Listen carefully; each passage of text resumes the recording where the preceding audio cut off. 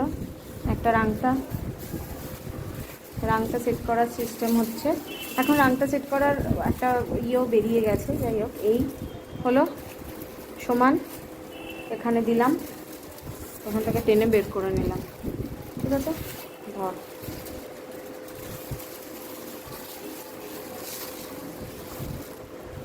সেকশনটা ক্লায়েন্ট যতটা করবে সেটা নিজের ওপরে, ক্লায়েন্টের ওপর নয়, কারণ জিনিসটা তুমি জানো, ক্লায়েন্ট জানে না।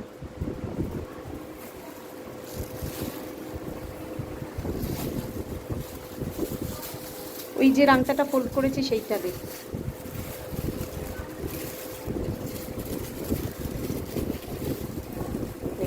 ঠিক আছে, হলো, এটা রেখে দিলাম।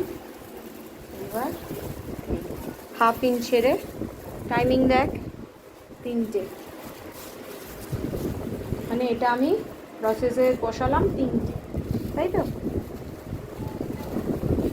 প্রত্যেকটা কিন্তু টাইমিং দেখে দেখে আমাকে কাজ করতে হবে। আচ্ছা ম্যাম, ওই দুটো মিক্স করলেন, কি করে বুঝবো যে মিক্সটা একদম প্রপার হয়েছে? পুরো বুঝবো মানে মানে আপনি যে বললেন না বেড়ে যাবে বা কিছু, কালার দেখে তো বুঝতে পারবে। আচ্ছা, না ওটার মানে কোনো কনসিস্টেন্সি কিছু না, দেখার না। নেই? আচ্ছা,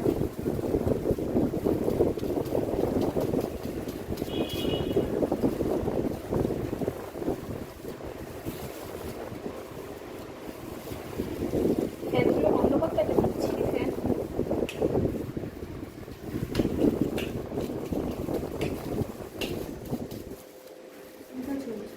ওই একটা সুইচ দাও। সুইচটা দে, সবগুলো বন্ধ করে দিলি কেন? লাইটও তো নিভে গেল।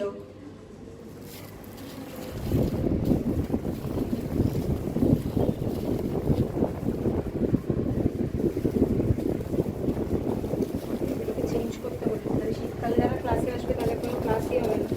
ফ্যান চালানো বন্ধ করা হলো।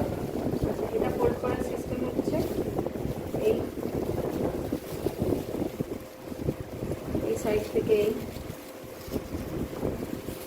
এই সাইড থেকে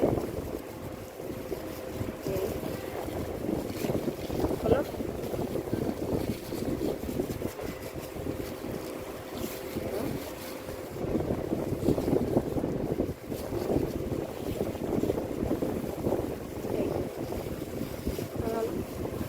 ঠিক 15 মিনিট পর থেকে এটাকে চেক করো।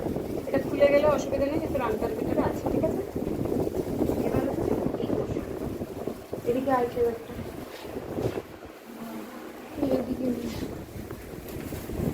এখান থেকে সেকশন তুললাম, ঠিক এখানে যেরকম তুলেছিলাম সমান। সেকশনটা কিন্তু সবসময় যেন একদম স্ট্রেট হয়, স্ট্রেট না হলে কিন্তু সেকশন বেঁকে যাবে। হলো।